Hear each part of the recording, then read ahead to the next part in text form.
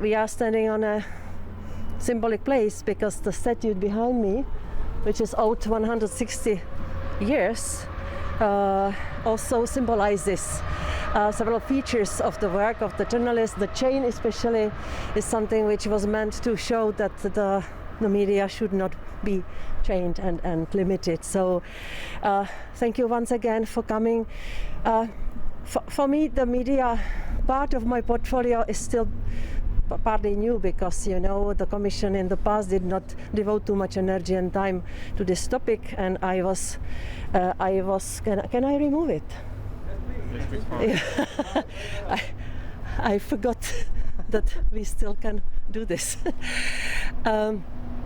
This is for me a very important part of the agenda because the Commission is reacting on deteriorating situation of media in Europe, also worldwide. We see the surveys which show that there are several factors which are really worrying. First, worsening situation of security of journalists. You could speak about it. I could speak about the security of politicians, but the situation of journalists, especially women journalists, is really worrying. I would like to say no more murdered journalists in Europe.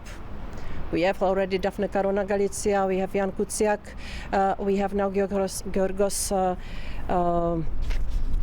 Karaivas, who was murdered in Greece on the 9th of April. We have quite concrete figures. According to the EU-funded Mapping Media Freedom platform, we registered almost 900 attacked journalists or media workers in the 22 member states in the last year. Mainly it was connected with reporting the protests in the streets of our cities. So this is of big concern for us, and also the situation of women journalists. I think it's quite telling when 73% of women journalists tell you that they are victims of attacks, mainly online, but we can see that the violence online can spill over to offline very easily, and it's happening. I know you don't want to hear statistics from me, you want to hear the solutions. As the security of people belongs to the competence of the member states, we are preparing the recommendation to the member states how to increase safety of journalists, how to react on the alerts, because also in case of murdered journalists, there were alerts before that they are under permanent threats, and there was not sufficient reaction from the law enforcement side. So we will come with the recommendation this year, and it should be done by September. We are discussing already now with the member states. We have some good examples in Europe. For instance, in Sweden, there is a program to protect the journalists better. We are funding programs, projects, already several shelters for journalists who are under immediate threat. We are also funding the legal aid. Speaking about the legal aid, it is connected with another really shocking phenomenon which we see, which has a rising trend, and it's the strategic lawsuit and the abusive litigation, which is more and more used against the journalists. We want to come this year with the initiative against this so-called SLAPs, because I really strongly believe that we should be able to protect the weaker side, and the weaker side here are the media, which are sued by those who have resources, those who have economic power, sometimes political power, and we would like to do something more to protect the journalists against these situations. We will focus on cross-border cases. We will discuss with the member states how to protect the journalists against these litigations within the member states. We will be discussing with the judges how they advise, if I may say, not to be abused themselves for abusive litigations like that. How to recognize the character of the case, that this is just groundless, that this is just to threaten and also starve out the journalist, because we know that these litigations are very costly. We see the situation in several member states, which I might call politicization or political pressure and economic pressure on media. On economic pressure, I have to say that we see the clear link between the economically weak media and media which are easy targets for politicization as well. So on economic pressure, again, our solution is that we already recommended the member states to use the money which we deployed for covering the damages of COVID-19 in the last year, to use also this money to help the media as the employers, as the economic actors, and also now when we are finalizing the recovery plans, to help the member states to get out of the crisis soon, we are also strongly recommending the member states to use the money to help the media sector. We also want to use the envelope we have for the media in full. I think it's 61 million euro for the upcoming or for the current budgetary period. So it's not much. So every time we don't have enough money, we have to think twice how to use that money, and we hope we will be able to help efficiently. Of course, it's a problem to fund media from public budgets, because someone might say, what are you paying for? Are you paying for some paid propaganda or sponsored content? And our approach is we want to fund the media to keep them alive, to keep them economically strong, to keep them doing the proper job, because when, if not now, we need a well-functioning, professional, high-quality media to give facts and relevant information to our public, our citizens, because in COVID time, in this crisis, the people need to have the stable channel of trustworthy information. If you ask me whether we are equipped in Europe to protect the media as one of the pillars of democracy, I have to answer no. We are not equipped with the EU rules and EU law. I am under permanent pressure to take actions in some member states where we see the economic pressure and political pressure.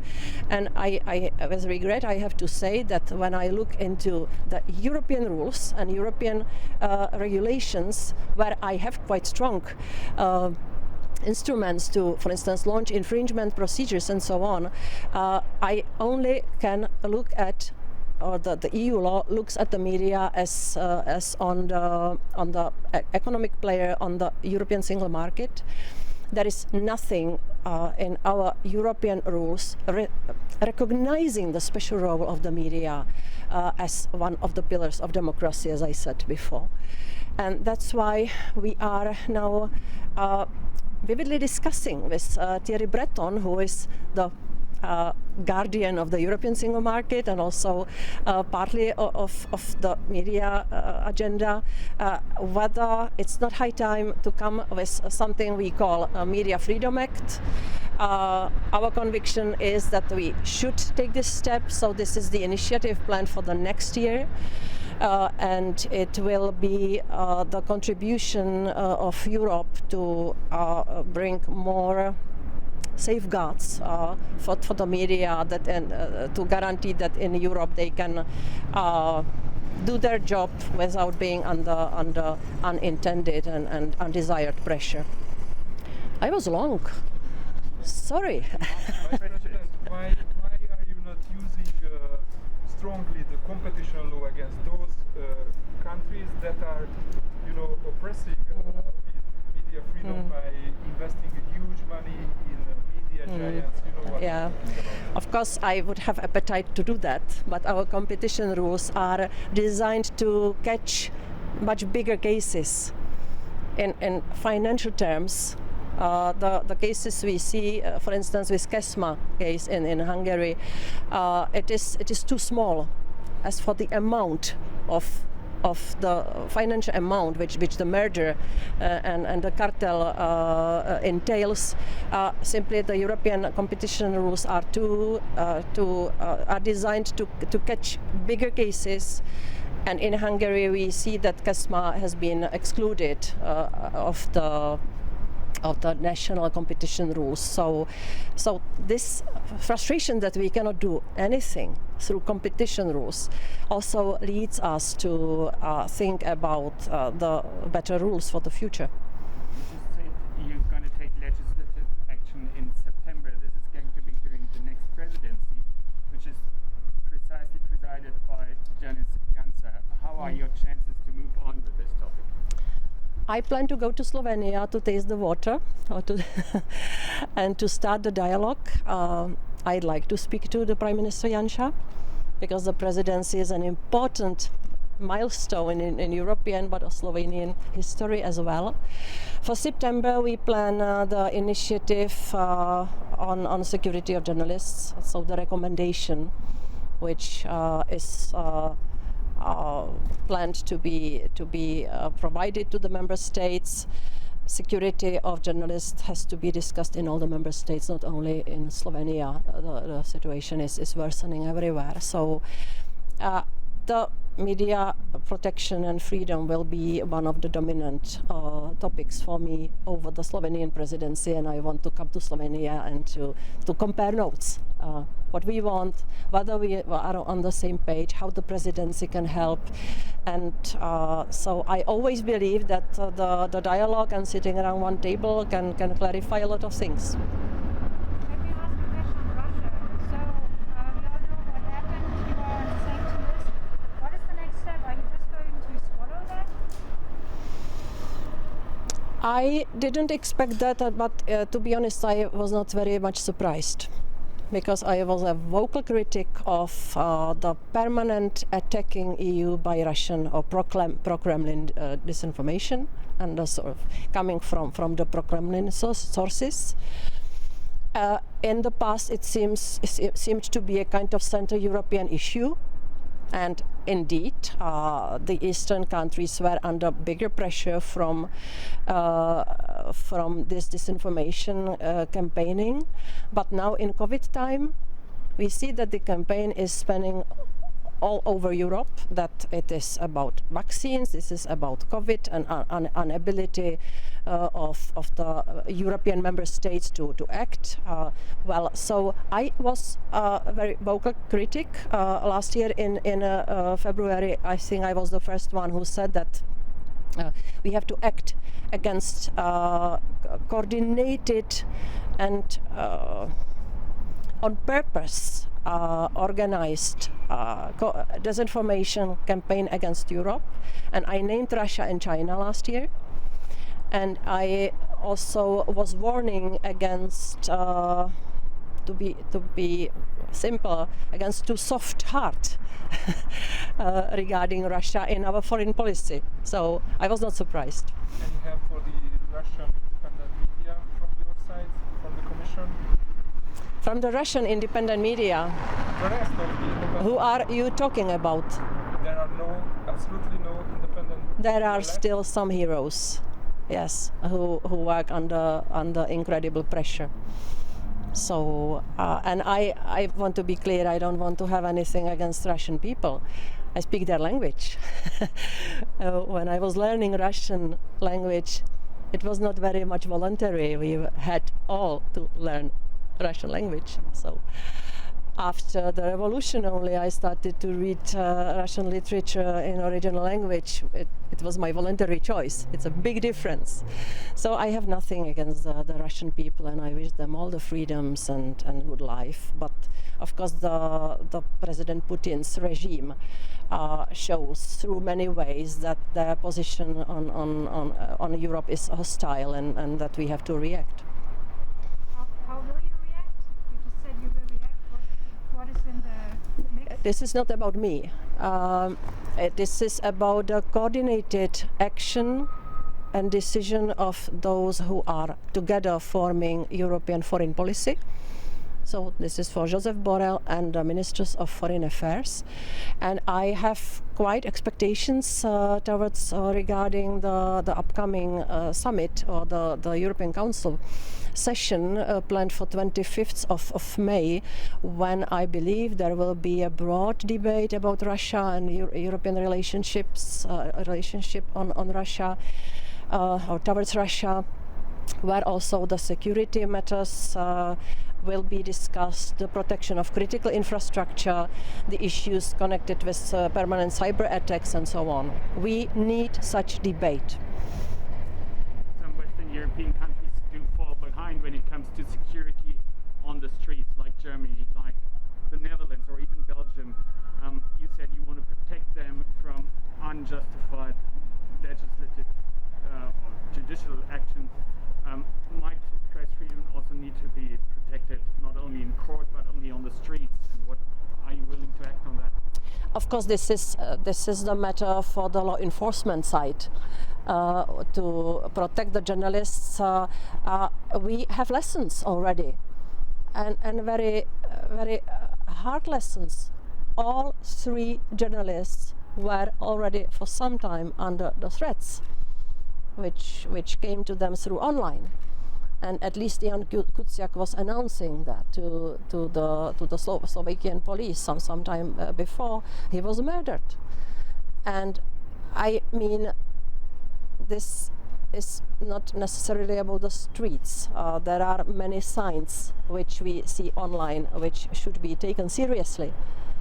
And that's why I believe that the law enforcement authorities should be more attentive to those threats and to protect the concrete journalists who are the potential victims. Okay. Yes. Back to Russia issue. Back to Russia. I cannot go there. No, Sorry. I fixed the issue on the other federation. Do you think is this declaring you persona non grata is affect you? Will affect you? My work, Yes. it encouraged me. It encouraged me because my agenda may be uncomfortable to many, but I have to do my job, and my job is to protect the rule of law and fundamental rights, and also the decent space for communication, and the freedoms, the free choice of people, for instance, to vote freely. Coming back to disinformation, which is an incredible factor always before the elections, not only in Europe but also in the United States. So it encouraged me maybe to do more. I think it's linked what happened with you about this persona non grata.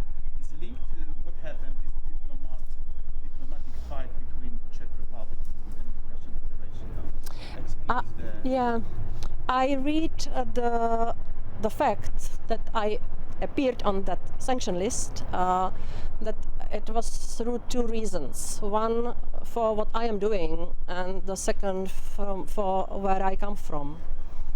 I believe it contributed also. I had a very clear reaction on the Czech case, and I am glad that we already received as Czechs the support and declarations of solidarity from the EU institutions, very strong resolution from the Parliament, which also contains this Czech chapter.